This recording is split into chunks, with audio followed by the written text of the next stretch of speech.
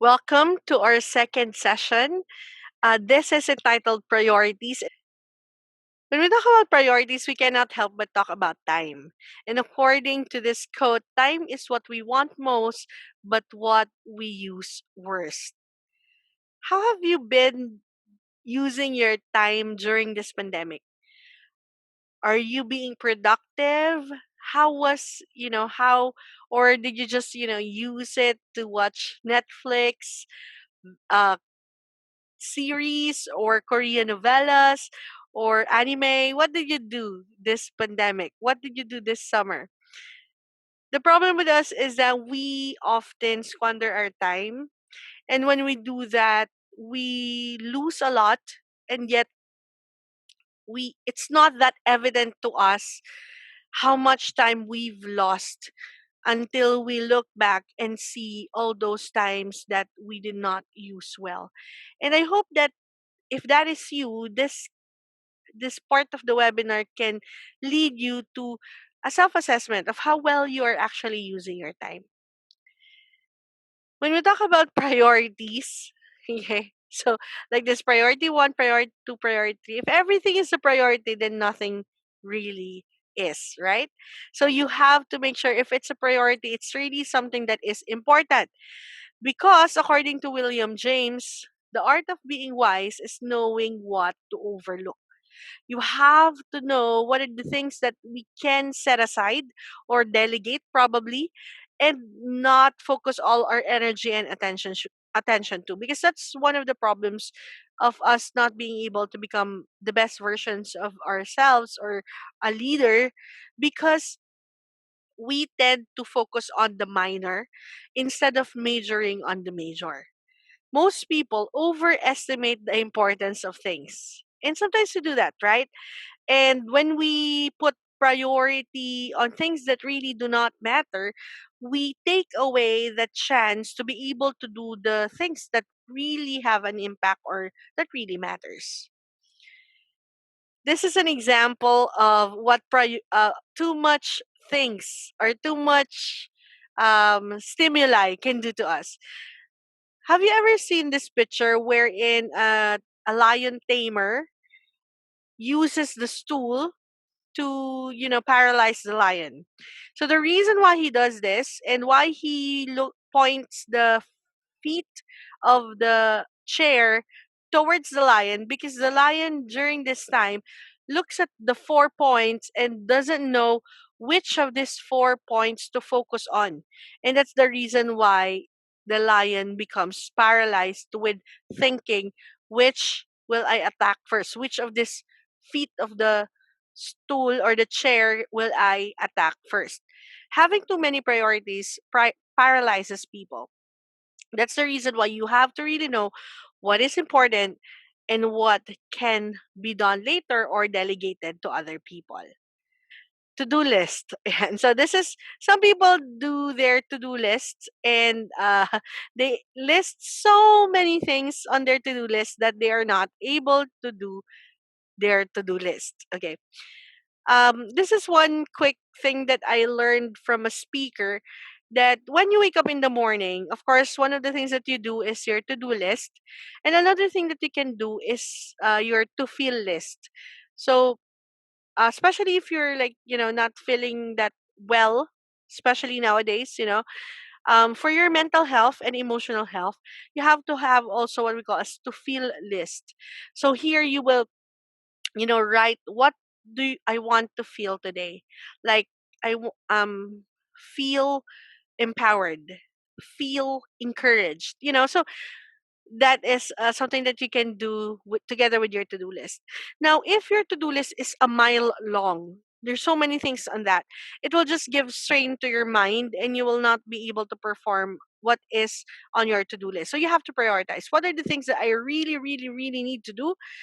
And what are the things that can be delegated, and what are the things that can be done tomorrow? So these are not the urgent things, so you have to prioritize what is important and what is urgent.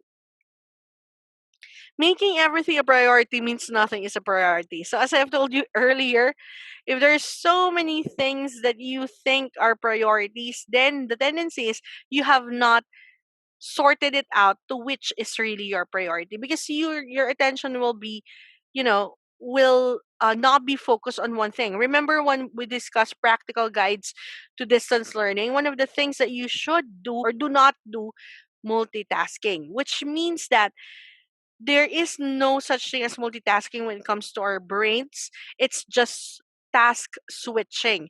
So let's say, for example, you're doing one thing and then you like decided to switch tasks. There is what we call as your attention residue, wherein even if you did the switching of the task, some of your attention from the previous task or task A, for example, remains, and your brain cannot focus on the task B, which is the task at hand. So it's just a simple switching of tasks. So you have to make sure that that's not the case. So you have to focus what the things that you can do and prioritize them. Okay, let me give you a quick tip on how to prioritize your to-do list to make sure that you set aside time for what is really important. So you will prioritize them based on their importance and their urgency. Okay, so high importance, high urgency, or low importance, low urgency. Okay, so let's look at them. So you have four combinations here. First is high importance and then also high urgency. Tackle these tasks first. If you have your to-do list and you see there of high importance and of high urgency, which is, for example, something that is nearing its deadline and very, very important, so you do that first. Second is, what if it has high importance but low urgency? The thing to do here is to set the deadlines for completion. For example, it's not yet needed, but it's very important you set your reminder, you put it on the calendar, you set your deadline when you will do this and block that time off. Or you can fit this in your daily routine. So if it's really important, let me give an example. If it's really important for you to have family time, it's really, really important. But as of the moment, looking at your to do list, it has of low urgency. You just fit it in your daily routine. For example, let's have dinner together. It's part of their daily routine, and because your family is of high importance, then it's already included there. Next is, what if it's low importance but of high urgency? Not really important, but you need to do it right away. Find quick, efficient ways to get this task done with minimal personal involvement and time, which means you can delegate them. If it's possible to delegate this task of high urgency, if for example it's a deadline that you have to meet, and yet the task is of low importance. Let me give you an example. For example, doing the laundry, you really need to wear your school uniform, let's say tomorrow, or your I don't know, your work uniform tomorrow, or your blazer, but this is of high urgency because you need it tomorrow, and yet this is of low importance considering the important other important tasks on your to-do list. So maybe it's possible to delegate it to somebody else or to a laundry shop maybe. Fourth is, what about low importance and low urgency? If you can get rid of it, get rid of it. For example, you're watching K drama. It Based on your to-do list, maybe it's of low importance and also of low urgency. There is no time limit to it unless they will remove it from Netflix already, so that there's that deadline. However, you can just remove it or eliminate it from your schedule. Or you can like schedule, let's say, a 1 hour clock. For example, okay, I'll just watch 2 episodes. I don't know how long that lasts. So 2 episodes of Korean novella tonight. So and then after that, you just skip over it and do the rest of your list. Okay. So I hope that this helps you prioritize your to-do list. High importance, high urgency, high importance, low urgency, low importance, high urgency, and low importance, low urgency. Okay? So I hope that this will help you prioritize. It says here, to reach the top, you must carry only what's necessary for climbing. You must leave all else behind. or you must leave behind all else. It's very, very difficult to climb up the ladder with all these baggages with you. And at the same time, if you have so many things on your, on your list that you need to accomplish, it's very difficult for people to understand your focus. And you have to make sure that most of your attention as a leader is focused on what is necessary, what is important, and what is urgent. And that is a characteristic of the leader, to be able to know which of this is the most important and which of this task is the most urgent to accomplish. Now, I want you to think about this. What if, have you ever tried hiking? So if you've tried hiking before, then you probably carried a pack with you. Let's say you have there your water bottle and your sunscreen, whatever, all the things that you need on your backpack when you do hike. Now, at first, the backpack seems, easy to carry, right? The first few steps up on that mountain. However, as you travel, uh, th- as your journey progresses, it seems that the pack gets heavier and heavier. I've experienced just having water bottle and a change of clothes on my pack and a little bit of food, and then as the journey went on, I don't know why it felt to me that that bag grows heavier and heavier the longer I carry it. And that's also what happens to us when we try to go through life with baggages that we are bringing.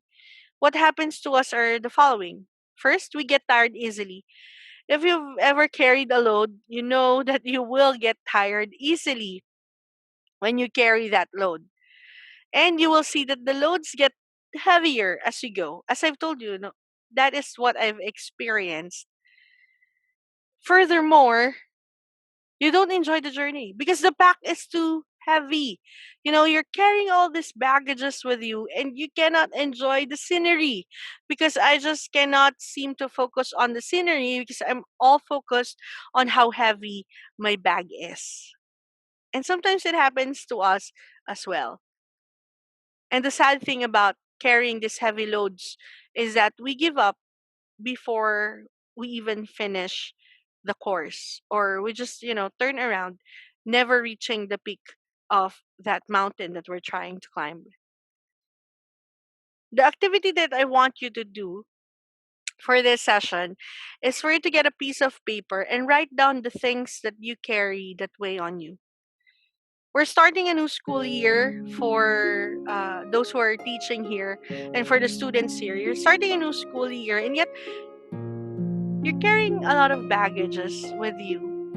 Baggages that you brought from way back when you were young, or probably when you were a student, or from last year. I don't know how long you've been carrying your baggage, but the reality is this: that baggage gets heavier and heavier and heavier the longer that you're carrying it. And to help you have that baggage off, I'm going to give you time to write down on that piece of paper what weighs on you. Is there unforgiveness in your heart? Is there anger in your heart? Is there pain from the rejection that you received? Is there pain from the abuse that you have experienced? Whatever you're carrying in your bag as your baggage, I know for a fact that you are tired and that you are exhausted. And if you really want to unleash your potential as a leader, you have to let these baggages go.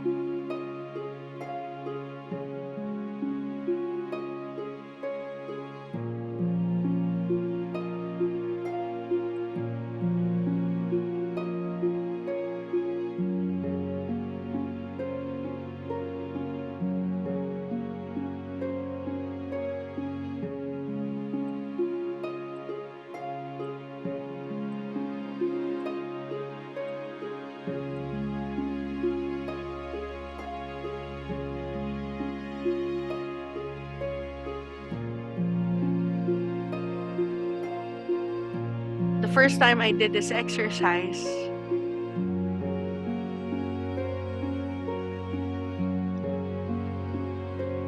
I never thought that the bullying that I experienced when I was in high school would have that much impact on me, on my personal life, on my perception of who I am.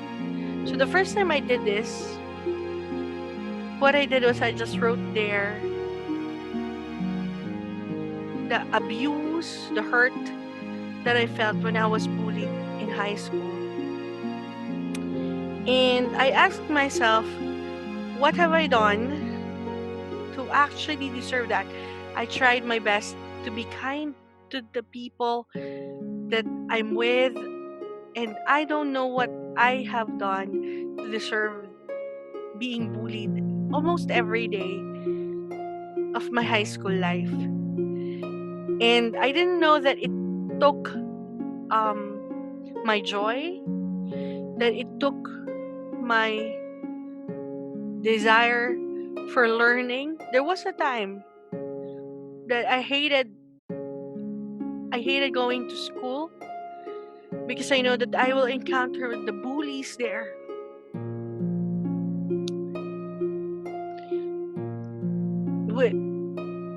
Which the crazy thing is I tried to actually please them. I'm that kind of personality. I'm a people pleaser.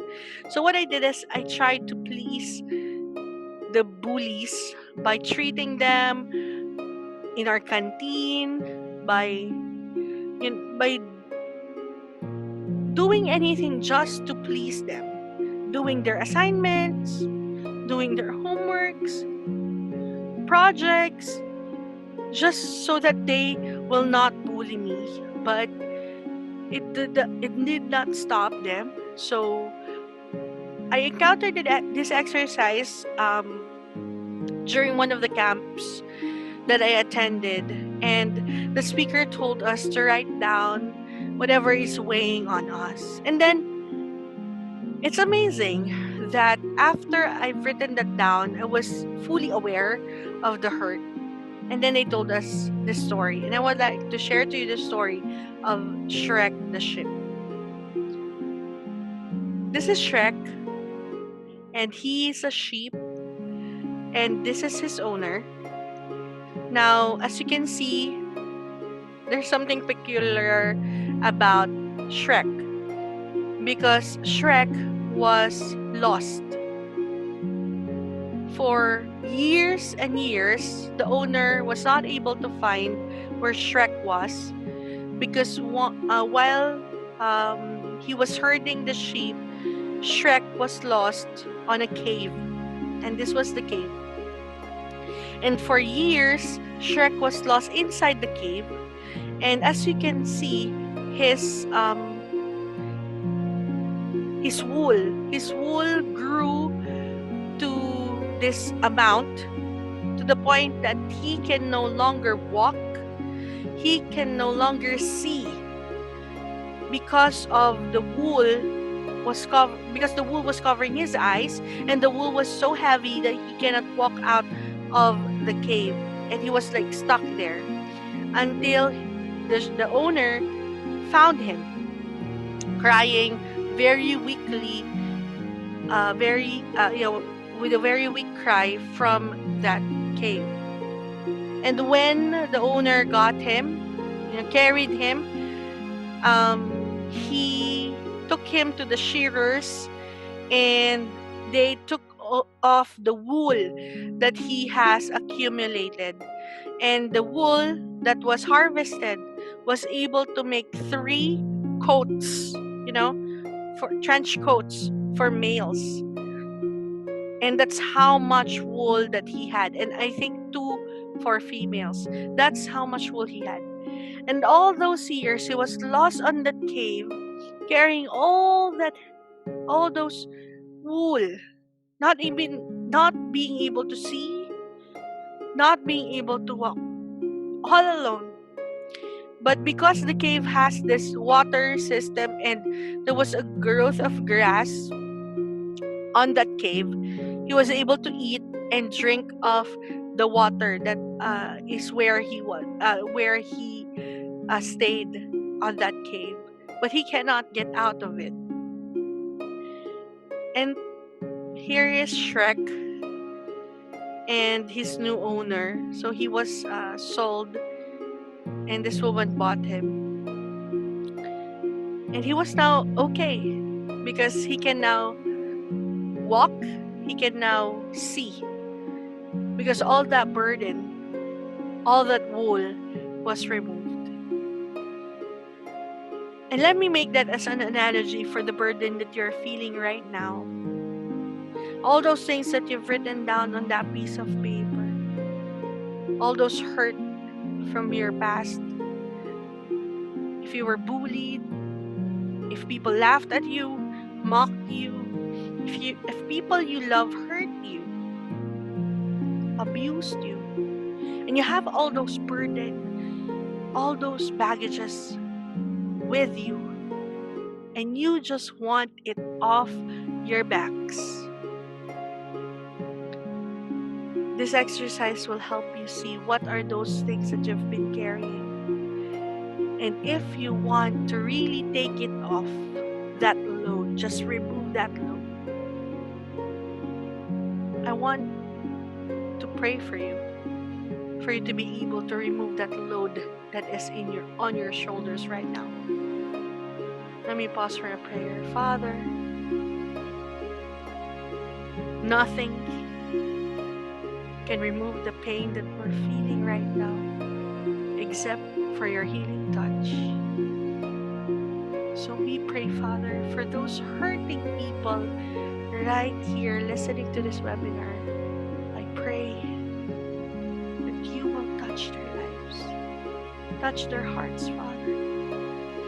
Allow this burden to be removed, Lord God. May your grace be upon them so that they can see you, that you have lifted their pain. And Father, may they feel refreshed, renewed, Lord God, that whatever baggages that they are carrying right now, the pains of rejection, the pains of abandonment, the pains of abuse, the pains of shame and guilt, may these be removed so that they can see your goodness in their lives. Lord, for those who are hurting, for those who are tired and exhausted, may you renew their strength. This we ask and pray in Jesus' name. Amen.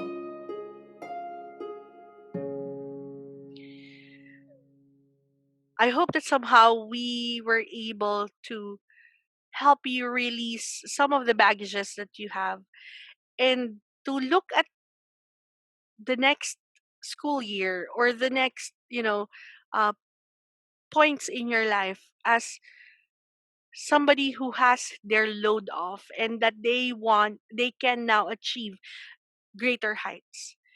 Just like Shrek, who was able to live his life a couple of years longer than an average sheep. So, this is the end of this session. Stay tuned for the next and last session in our webinar. Thank you for listening.